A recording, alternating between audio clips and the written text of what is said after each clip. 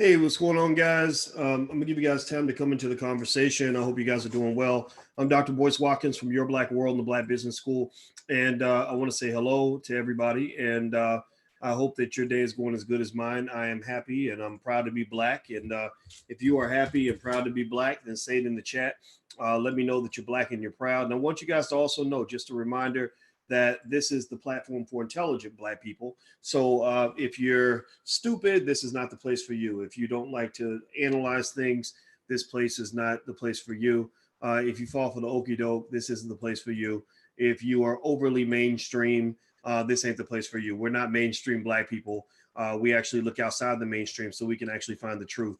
So we live on the truth stream. So I want to, with that being said, I want to welcome you to this live stream. Now, do me a favor, hit the thumbs up button as we get started. Please hit the thumbs up button. What's going on? I see Marcus and is that the Labnificent Media Group? Good to see you. Hello, how are you? Good to see you. Thank you very much for your kind words. Now, let me just hop in here. Let me just get started. Let me just get in here and get started on this conversation because I think it's an important discussion. It has to do with Russell Simmons. And so I'm going to start this discussion by asking you guys a yes or no question. Yes or no question. So yes or no, how many of you saw this recent CBS portrayal that was done where they had three ladies on there who had a tough experience with Russell Simmons back in the 1990s. Give me a yes or no if you saw this interesting story. As some would say, and I'm going to go ahead and say this. Let me know if you can hear me okay. If you can hear me okay, just tell me if you can hear me and see me. I'm going to tell you like this. If you ask me, was this a hit piece? It was absolutely, positively, without a doubt, no questions asked. It was completely a hit piece. I'm going to tell you the truth. And again, this is not me defending and pretending like none of this could be true. It's not me sitting here living in denial. I told you guys, we believe in facts, we believe in truth, we believe in things like proof. This is not me saying on any level that I think that I am the captain of destiny and the knower of all things as it pertains to the private life of Russell Simmons over the last 40, 50 years. I don't know these things. I don't know this man in the bedroom. I don't want to know him in the bedroom. I just don't care that much about what anybody else is doing in the bedroom. Now, with that being said, one thing I do care about, though, is this thing called the truth. And I also care about this thing called justice. And I care about this thing called fairness. And really, right now, what you're kind of watching publicly happening, particularly, in the case of the Me Too movement, is you're seeing kind of a witch hunt. You're kind of seeing a witch hunt. You're kind of seeing a very weird state of the world where people have somehow concluded that anybody can make an accusation that is 100 years old, and we're just supposed to be stupid enough to just believe anything anybody says, right? But you literally believe anything. And here's the other thing. One of the most fascinating parts of all this is that you're supposed to believe the accusation above and beyond any evidence to the contrary, any information that's provided to the contrary. If somebody says, hey, he's a bad guy. Now, mind you, this is what's clear. This is not a sort of vendetta sort of thing where they're doing this to all genders equally. This is a gender war. This is the white feminist gender war. So they're seeking to take away the power of men, right? And because seriously, ask me, yes or no. Has anybody seen a woman at any point? And this is where I'm gonna prove this to you. Has anybody seen any, powerful women taken down by the Me Too movement? Give me a yes or no. Have you at any point seen any powerful women being taken down by the Me Too movement? Give me a yes or no. I'll wait. Yes or no. You haven't seen any women go down. This is basically a political power move. It is something where we're going to, basically criminalize sexuality, because men, y'all know how men get horny. Men have testosterone. Men have a different set of sexual habits. And so we're going to basically criminalize that, almost like criminalizing motherhood, or criminalizing like crying in the workplace, or criminalizing whatever women do, or doing your hair, like making that a crime to go to the hair salon, right? Like you're criminalizing sexuality. And remember, when you have these situations, it's not to the point where they're just talking about horrible things like sexual assault. They're literally talking about, Tavis Smiley's going down because Tavis Smiley was being offered sex by coworkers and he said yes. Tavis Smiley got took down because Tavis Smiley was sleeping with women that wanted to sleep with him. And not one time have you heard about any woman that's being held accountable for her offering sex to Tavis Smiley, but Tavis Smiley is the one held completely accountable for accepting the sexual offer. And what that does, unfortunately, while people might think it's empowering, it's going to be a moment of empowerment. It's going to feel really empowering, especially for those who hate, those who maybe hate men or have issues with men or whatever. It's going to feel very empowering for a while, but it's not going to last very long, because eventually the world's going to catch up to the bullshit. Like, the world's going to catch up to the fact that women are not children. The world's going to catch up to the fact that women are not infants or minors or people that have no say in who they choose to sleep with, right? The world is going to catch up to the fact that, hey, wait a minute, wait, two grown ass people, a 35-year-old and a 37-year-old agreed to have sex in the broom closet, but for some reason we're blaming the man, but we're not holding the woman accountable, right? At some point, we're going to realize a very basic idea, that women are not children. Women are adults that make decisions just like men do. Now, where does this get with Russell Simmons? Well, let's dig into Russell Simmons a little bit. Do me a favor, hit the thumbs up button. If you haven't hit the thumbs up button, please do that. Hit the subscribe button. If you're looking for alternative media, something that's going to really challenge your thinking and push a different narrative from mainstream media, then Dr. Boyce TV is the place for you. Please make sure you hit the subscribe button, and please share this video for anybody who might be having these conversations in private, because you're not going to see this on NBC, CBS, or ABC. You're going to see it in places like this. So here's the deal. I watched this thing with Russell Simmons this morning, and I saw 3 women at a coffee table, and they all had stories to tell about Russell that if these stories were true, then that's not cool. That's not cool at all. Not a good thing. I'm not one to sit back and condone the behavior of people in the hip hop music industry. You guys have heard me talk all day and all week and all year and all my life about how, the habits of rappers and those in that space really bother me. I really think there's a lot of dangerous behavior in the hip hop music industry. So let me just throw that out there to make sure we're clear about holding men accountable for the things that some of us do. I say some of us because it ain't all of us, right? But when I heard the stories, it was interesting to me for 2 reasons. One, I was looking for evidence. I was looking for something called proof. For some reason, people have let go of the idea of proof as a necessity to go ruin somebody's life, right? People don't believe in proof anymore. They just, it said they replaced the word proof with, they took out the R and called it poof. Like, poof, I've got an allegation. Poof, I've made up a story. Like, abracadabra, poof, you're now a rapist, right? Like, literally, it's so they removed the word proof and they now replaced it with poof. That you can just go and make something up and throw a story out there and people are going to believe you because they don't want to be accused of not believing women. Well, I'm going to tell you all a little secret. You guys may not know this. Maybe you know this, maybe you don't, but I'm going to tell you again. I know one of the women that was sitting at that table talking about Russell. I know one of those women. Her name is Salai Abrams. I know Salai pretty well. I used to speak to Salai quite often. And I don't have a bone to pick with Salai. I don't hate Salai. I don't wish her any ill will whatsoever. But I feel compelled to say that Salai is not what you call a mentally healthy human being. Let me just say that. I know enough to say this. Here's what I'm going to say. I'm just going to just keep it 100. At the time I knew Salai, I was a single man. I could date anybody I wanted to. And Salai is a gorgeous woman, especially when she was younger. She was like a supermodel status. She was very pretty. And so I could see where Russell and her would be attracted to each other because she was a pretty lady. She dated a lot of people that were famous and whatever, right? And so, so like in any normal heterosexual man, I was curious about this woman who's she's intelligent, she's not stupid, and she's a pretty lady.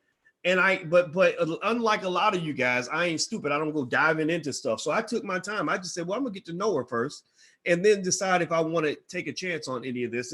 And I will just say this, that after talking to her probably about 100 to 150 hours on the phone, maybe a little less, maybe a little more, I concluded that I was not interested in pursuing that you just, and it wasn't a bad thing. It wasn't like, oh, I can't stand that blankety blank. I'm respectful to women. It was more like, I think I'll pass. The friend zone is that way.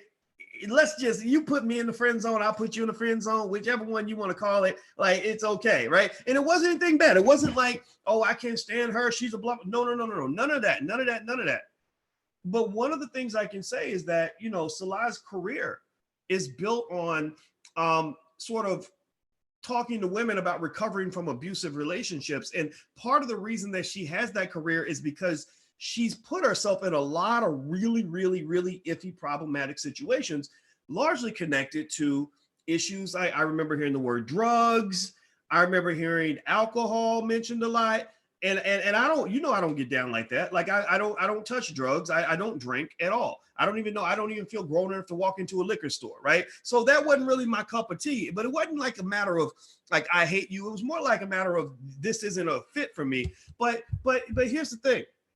So when I saw Salah, a person who has been working very hard for many years to get people to pay attention to her book, who's been looking for the spotlight for a very long time, who has a history with drugs and alcohol, who has accused several, not one man, several men. And remember, she was also connected with the AJ Calloway thing and spent a lot of time trying to get publicity behind that too. One of the bones she has to pick with NBC right now is that NBC, basically, they didn't say, we don't believe you or you're full of crap. They just said, we need some proof. We can't just go run with a story just because you said so. We need some evidence. Show us something. What police reports did you file? What did you do right afterward? And they just did what good journalists are supposed to do, right? And so now it's becoming this weird thing where it's like NBC refused to tell the story. NBC refused. Well, shit.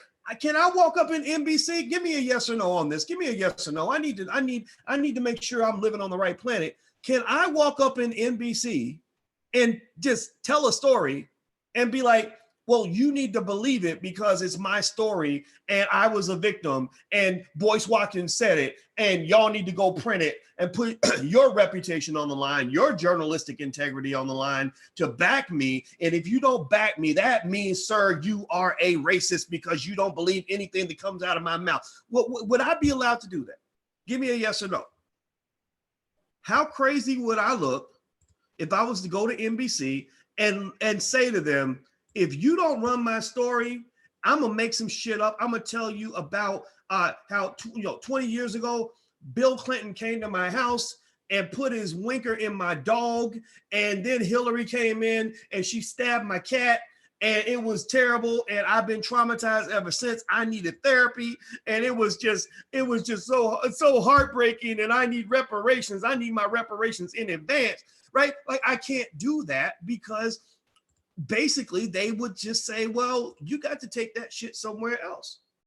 And so when you talk about the certain privileges, this weird privilege that's kind of existed, I would almost call it, you would call it a white woman's privilege, but it spills into the black female space because they've got the black women that align with the white feminists, and the white feminists have fed the black women this narrative. And some black women believe this, that like, look, your black men are garbage. The reason your daddy wasn't there is because black men ain't shit.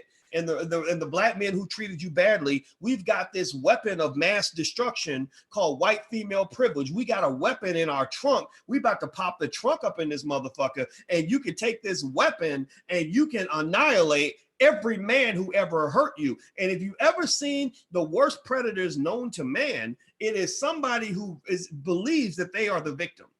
If you want to ever see a scary predator, look at a big, powerful person who is afraid or believes that they are the victim. That's a pretty scary thing. So ultimately, this weapon of mass destruction called white female privilege gets passed on from the white feminists to black women who have a bone to pick to basically say, oh, you're mad at black men? Well, we hate black men too. Let's exterminate some black men together because it's vagina power, y'all. And some sisters jump on that bandwagon. And so, if you really want to see what I'm seeing when I'm looking at all of this right now, honestly, is I see politics. I don't see personal stories. I don't see justice. Justice doesn't look like that. Justice looks like evidence. Justice looks like fairness. Justice looks like, hearing both sides of the story. Justice does not look like we're all going to go do a hit piece on one person and all of us are going to tell the same story, and the counter narrative will not be anywhere in sight, that there is nobody there giving the other story, and anybody who does give another story is told that your story will not appear in the local newspaper. How do I know that? Why did I say that? Ask me, Boyce, why did you say that? Type it in the chat. Boyce, why would you say that all the stories, all the counter stories are being suppressed? Ask me why. Just ask me. Go ahead. You want me to tell you why? You want me to tell you why I said that? Tell me if you want me to tell you why I said that. The reason I said that, I'm going to tell you why. I'm glad you asked. Thank you, Jeanette. She's clapping. I don't know if she's saying why, but I'm going to assume that the clapping means why. Okay, I see MJ says why. Okay, well, let me tell you why I just said that. Did you guys know, and I'm not really here to beat up on poor Salah Abrams. I promise you I'm not. And this, I just so you know, our friendship is probably officially dead after I do this video, if it gets back to her, because I'm not trying to hate on it or anything like this, but I got to share this fact just to be fair. Not because I'm a stooge for Russell Simmons, but because I'm trying to be fair. Did you guys know, if you go to the lasentinel.net, LA Sentinel, this author by the name of Stacey Brown, who writes for the NNPA Newswire. I think that's NNPA. Isn't that the National Association of Black Journalists or something like that? It's something like that. I got to look it up. I can't remember what the NNPA stands for, but I think it's a Black journalist. And one thing that Stacey says in this article is she tells, I'm just reading through the article. I'm laying on the couch with Alicia and the kids, and I think we're watching an episode of Blackish or something. And I'm reading this article and I said, oh my God. And I showed her this part of this article where there was an ordained minister, and I mean, I'm not going to say ministers don't lie, but the person is an ordained minister, right? If credibility matters, then I would imagine ministers have a little more credibility than regular people, although we know that can vary. But check this out. There's an ordained minister who says that she spoke to Salah Abrams 2 days after the alleged incident took place. So I'm going to read this to you from the LA Sentinel. And the title of the article, just so you know, is called In Defense of Fair Investigative Journalism. So here let me see here. Okay, the media. So somebody, let me dig a little deeper. I want to make sure I get to the part. Okay, here we go. In Abrams' case, she claimed Joanne Reed, Salah Abrams claimed that Joanne Reed was prepared to both air her story and present it as an article for New York Magazine. Earlier this year, the Black Press of America began investigating claims against Simmons by multiple women, including Abrams. During the investigation, they found individuals who were familiar with Simmons and Abrams' past relationship. They said the Def Jam founder categorically did nothing wrong. An ordained minister spoke to the accuser 2 days after the alleged incident. The minister signed a statement under penalty of perjury, but was threatened by a reporter when she backed Simmons. Did y'all hear that? That she signed a statement under penalty of perjury, but she was threatened by a reporter when she backed Russell Simmons. So who's the victim and who are the perpetrators? Who's the victim? I mean, seriously, if you out here, if you got to make threats to keep people from telling their story, you're not a victim no more, baby. You might be a perpetrator. Your side might be the evil side. We think this is a battle between good and evil, but we don't know which side is good and which side's evil all the time. Let me keep going. There's more. There's more. Here's what the ordained minister said. She said, Salah Abrams, one of the women who was sitting at that coffee table, crying about Russell and talking about what they did together and how it hurt her, and that she was drunk at the time because she had a problem with drugs and alcohol. I remember we talked about that. I know her. I've talked to her, and I'm not out here trying to attack her at all. I'm just telling y'all what I know. I'm just literally spitting out my experience because I think since everybody's out here telling their motherfucking stories, then shit, I got to tell mine too. How about that? So here's what the ordained minister says that Salah Abrams, one of Russell Simmons' accusers, said to her. She said, Abrams told me that she was mad at Russell because she felt he was using her and never took her out on a date. That's what the minister said. The minister said that Salai told me, this is her quote, that she was mad at Russell because she felt he was using her and never took her out on a date. Now, let me ask you guys this question. I'm not sitting here trying to tell you to make a decision or to be the judge, jury, and executioner on the issue with Russell Simmons. I'm not trying to tell you to do that because you don't know what this man does in the bedroom. You don't know. I don't know. None of us knows, right?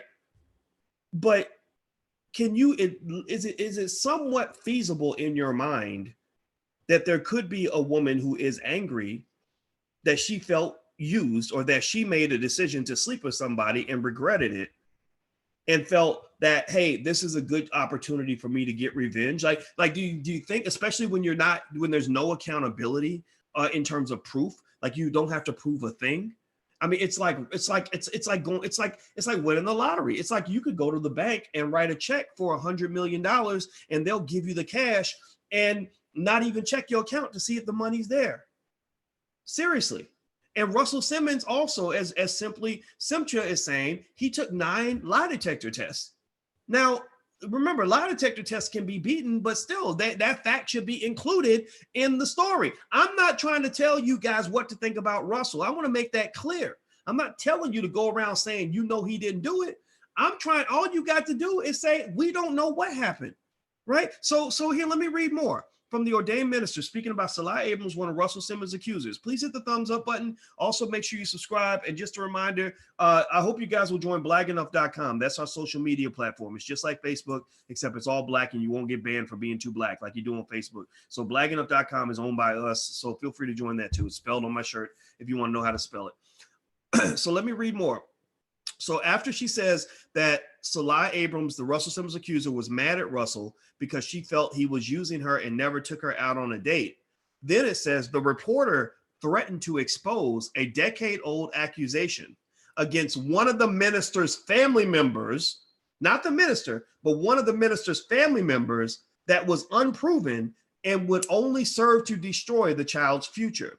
Because of that, the minister withdrew from the story. So are you hearing me? Give me a yes or no. Like, I need confirmation that you guys are hearing what I'm saying. I don't need confirmation that you agree with me. I'm not asking you to agree with me. I'm asking you to hear me, right? If white women deserve to be heard, then black men deserve to be heard too. Seriously, if everybody who ever slept with Russell Simmons or everybody who has a bone to pick with Russell deserves to be heard, then brothers deserve to be heard too. If you're going to hear some facts, then you need to hear all the damn facts. You can't just hear the facts that confirm and support your pre-existing agenda. That's bullshit. Again, you guys know, I talk about it all the time. So you got, just to remind people that I'm not just a Negro running his mouth on the internet.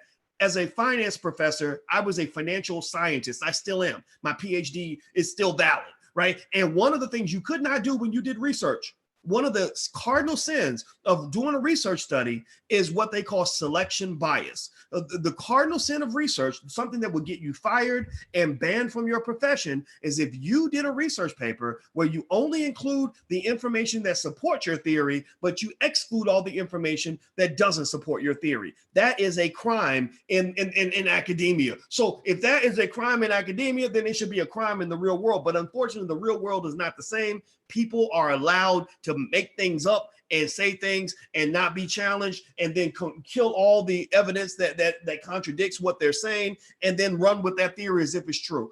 I'm not that stupid. I don't know how to be that stupid. So let me keep going.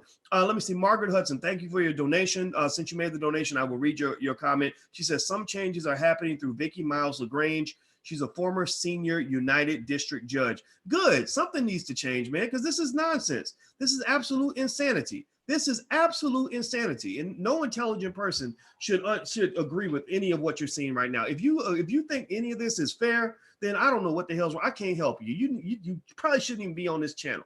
So anyway, let me keep going.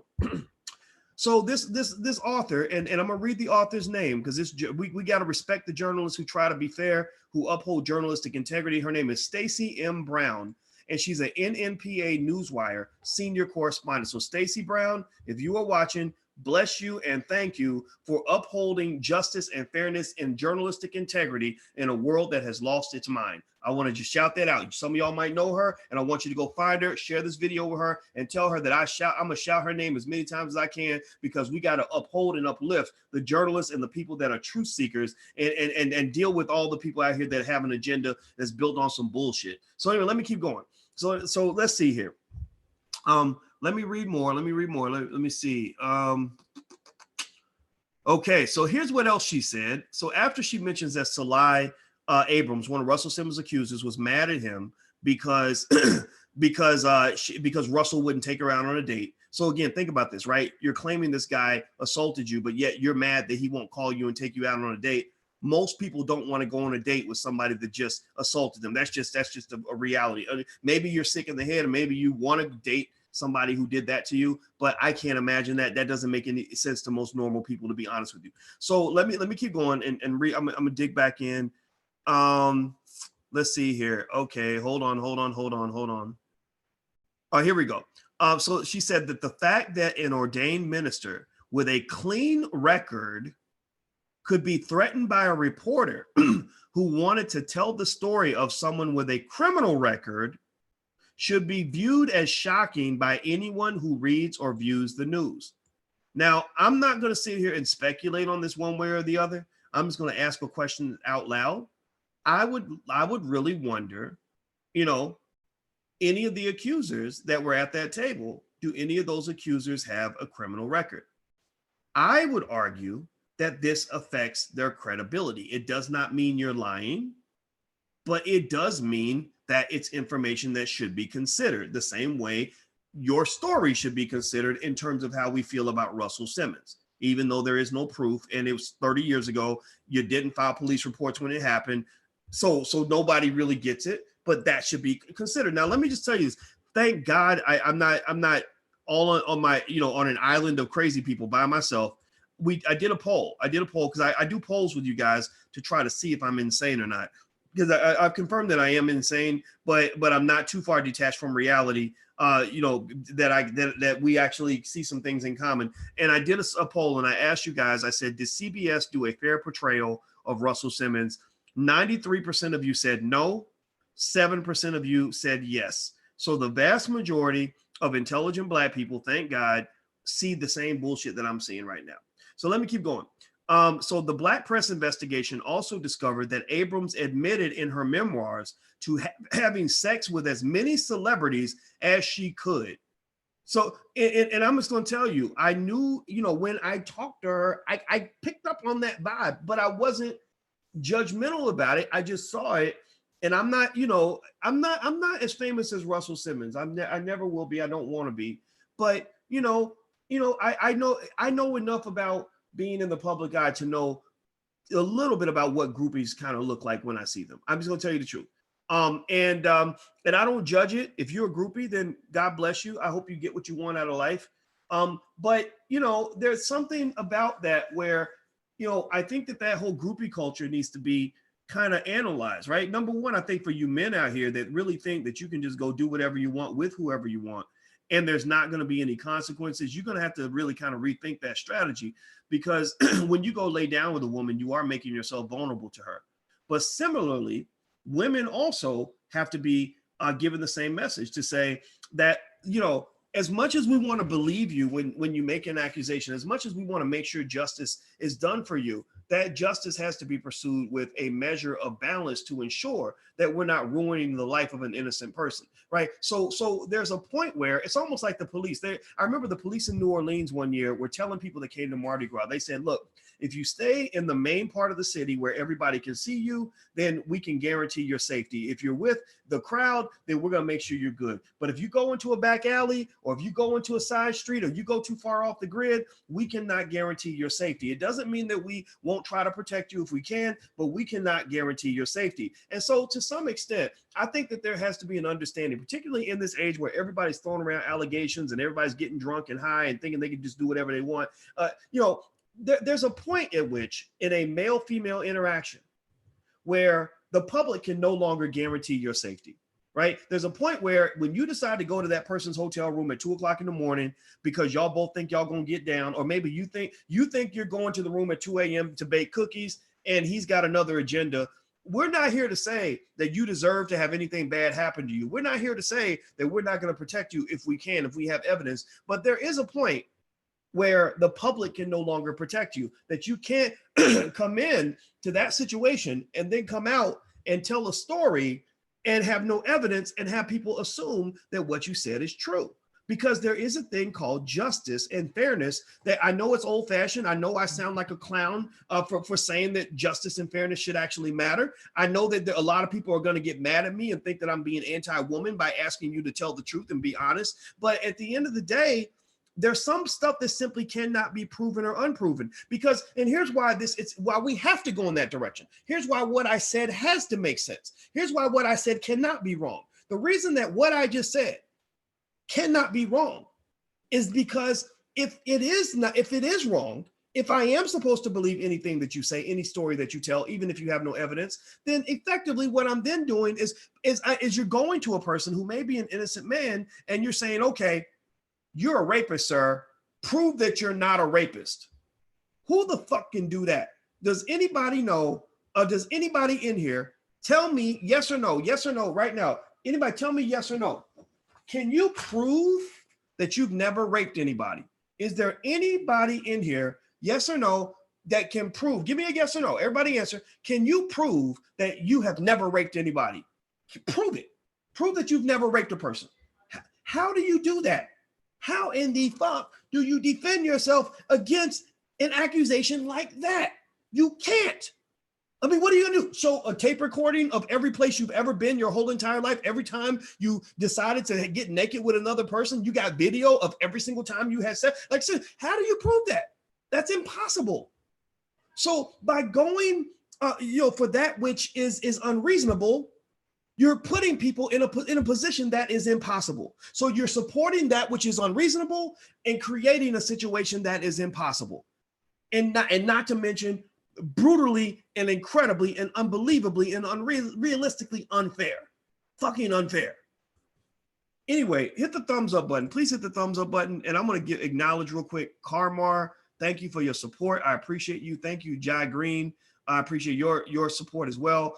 And Margaret Hudson says, Tiffany Carter Sellers Center Chief Judge LaDon Blackett Jones left the city's prosecutor and Vivica Powell among the Black women in charge of the criminal justice system in South Fulton, Georgia. Well, thank you for that information, Ms. Hudson. I appreciate you and I love you. Anybody else that wants to help us grow our media platform so we can talk to more people, we would love to have you as a patron at intelligentblackpeople.com. That's intelligentblackpeople.com. Or you can buy cool t-shirts with really annoying black shit on them, like I don't know, like black boss or the word boss scratched out with the word employee scratched out with the word boss below it or whatever. So if you want to check out some of the shirts that we have, go to wokeblacktees.com, WOKE. That's wokeblacktees.com. We'd love to have your support in any way that you feel comfortable. All right, so let me go in here. Let me keep reading this great article by Stacey M. Brown on lasentinel.net. Stacey, God bless you wherever you are. You're the real MVP right now because you're giving me something really great that I can talk about in this podcast. There's more to talk about. I mean, we spent the whole day, CBS spent the whole day talking about Russell Simmons. Well, let's spend the whole day talking about the accuser. I mean, if fair is fair, right? I mean, am I being unfair by saying, okay, let's lay it all out on the table? I hope I'm not. So let's go. Let's listen to this. So the Black press investigation also discovered that Abrams admitted in her memoirs to having sex with as many celebrities as she could. Following her alleged encounter with Simmons, Abrams wrote in her book that she, quote, couldn't wait to get home to Simmons's bed. So she was itching to sleep with him. She really wanted to sleep with him. She had claimed that Simmons' driver kidnapped her. The driver, Kenneth Jennings, signed a letter under penalty of perjury that he had never kidnapped anyone and that in 25 years, he had never seen Simmons abusive to anyone. At one point, Abrams claimed she was, quote unquote, too drunk to remember. But on the night in question, a witness said they could place her at the home in the late afternoon. Several people claim that Simmons and Abrams shared a long sexual relationship that included at least one orgy. I'm sorry, if you got kids, you might want to put your kids to bed or something, because it sounds like this is getting real heavy. I didn't know that that word was going to pop up, but yeah, this is getting real deep. I didn't even know all this was in here. I read some of it, but I'm learning now for the first time, like you all are. While all of this doesn't make Simmons innocent, it simply could at least prompt responsible journalists to review the credibility of any accuser. The Black press also learned that CNN turned down the chance to air Abrams' story. When contacted, Simmons declined to participate. He did offer that he had taken and passed 9 lie detector tests. He stated, quote, "I refuse to get in the mud with my accusers."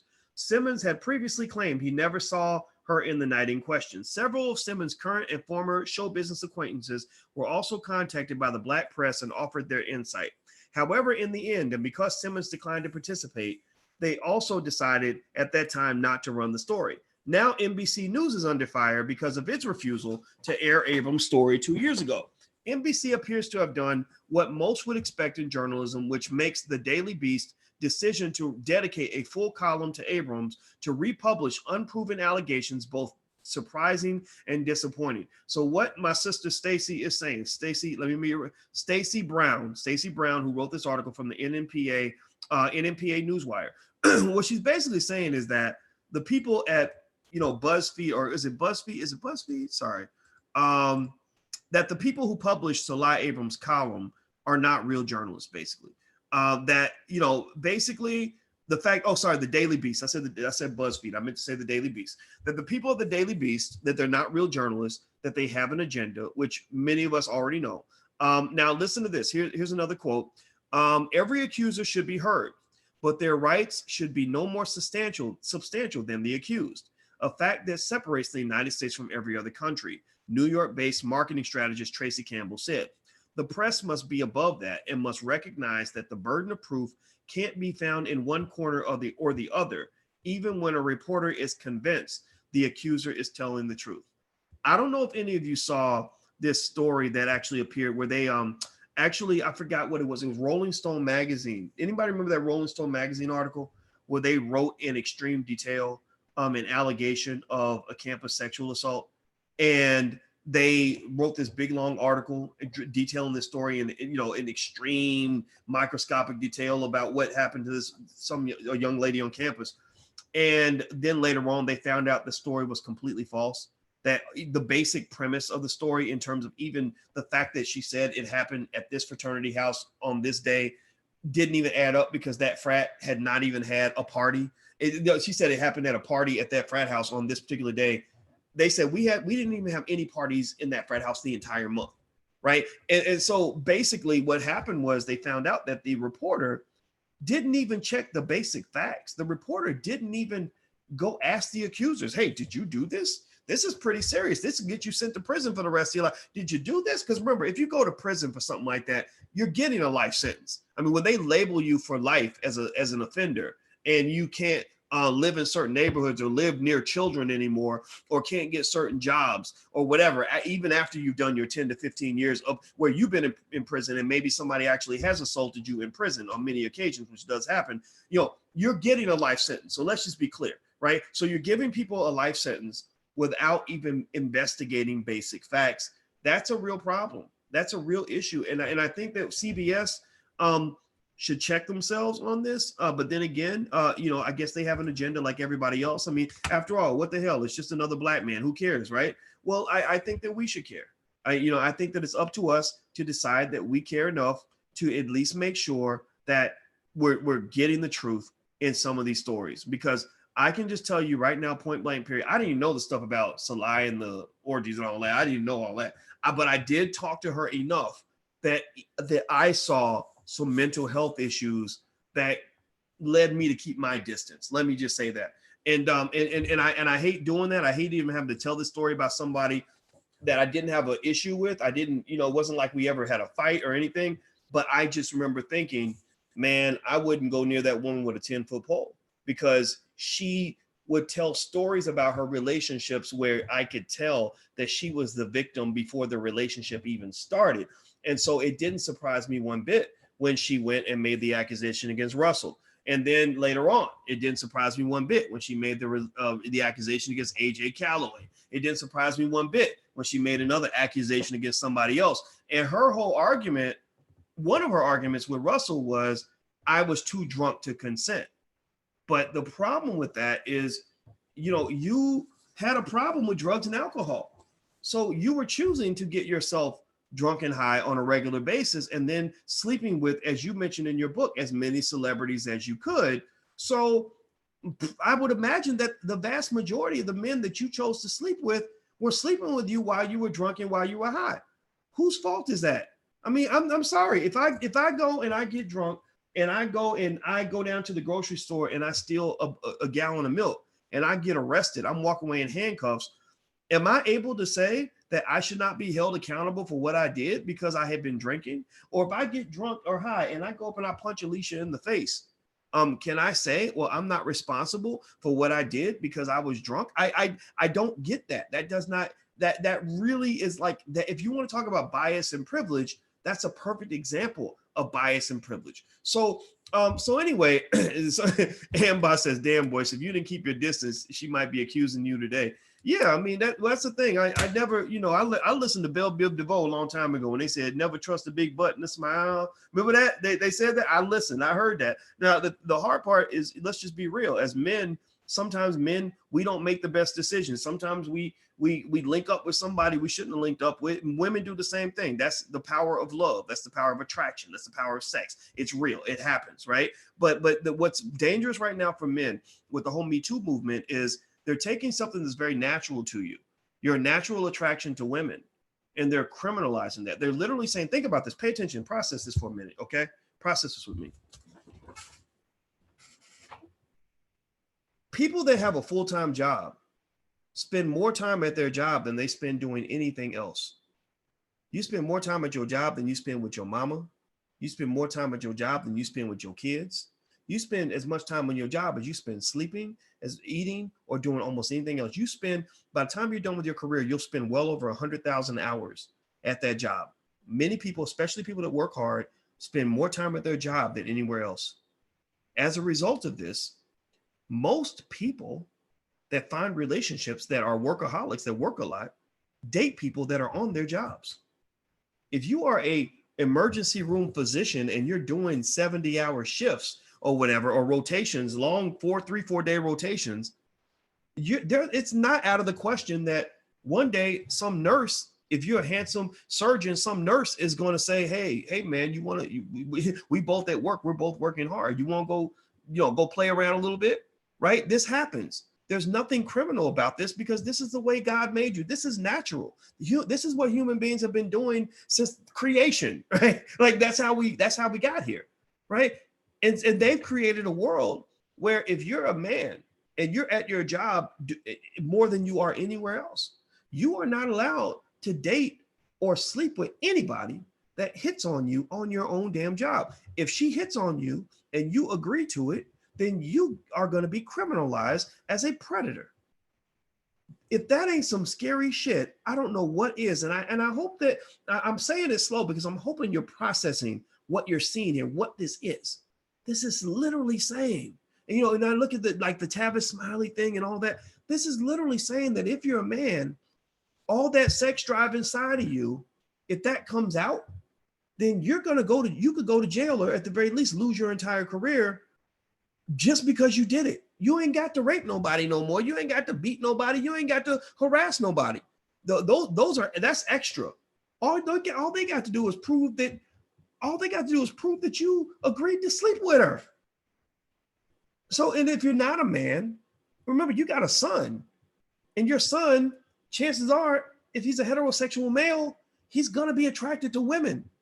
And you talk about, when we talk about these agendas, the feminist agenda and the alphabet boys, that agenda, if nothing proves how real that agenda is, this proves it. If nothing proves how real that agenda is, it is the fact that they have literally made heterosexual male behavior illegal in the workplace. Because ain't nobody taking down no gay dudes for getting down in the closet. Ain't nobody taking down no lesbians for getting down in the closet. Ain't nobody taking down women who like sex just like men do. Ain't nobody taking down no women. This particular penalty is built for the heterosexual male, particularly the heterosexual black male, because he's the easiest target they can get their hands on. So you got to protect your sons. I'm a big advocate of black men having their own businesses, because that's a very dangerous environment to be in. Very, very dangerous. So anyway, thank you, Charles, for your support. I appreciate that very much. And I also see my sister up here, Diana Maddox. Thank you very much, Diana. I love you very much for helping us build this platform. It means a whole lot to me. I'm going to get out of here. I'm going to be in New Orleans this weekend. New Orleans is sold out, though. We're doing a wealth weekend in New Orleans with attorney Nicole Compton and Julian Gordon. It's sold out. Our venue's not big enough to hold all the people that were trying to get tickets. So we're coming back to New Orleans in July. Around the time of the Essence Fest. We'll be right down near where the Essence Fest is. So if you want to come down, we're going to do a 3-day thing. So you want to come down and hang with us in addition to all the other activities that are there, then feel free to come on down. I'll let you guys know about that. Also, hit the thumbs up button, hit the share button, hit the subscribe button, hit that notification bell so you'll be notified when we go live. Also, if you want to get a text notification when we go live, you can text the word Boyce to 31996. Somebody type 31996. Just text my name, Boyce, to 31996, and you'll get a text notification. Last but not least, if you want to check out our financial workbooks for children to teach your children, entrepreneurial skills or wealth building skills or investing skills, I think that's very important. We created financial workbooks for Black children. You can go check out our financial workbooks for Black kids by visiting financialworkbooks.com. That's financialworkbooks.com. So thank you guys for hearing me out. I'm sure I pissed some people off, but it's because you guys are here that I actually put myself on a limb and tell these truths. I did not want to tell that story about Salai, but I felt it was critical to share that perspective. Since we're all laying stories out on the table, everybody's story needs to be out there, not just one side. So that's just my 2 cents on it. And I hope you guys understand where that came from. So thanks for supporting everything that we're doing here. I love you guys so much, and I'll never forget you. I appreciate you with every ounce of my being. So I'll talk to you guys later. Have a good day. Be good. Peace.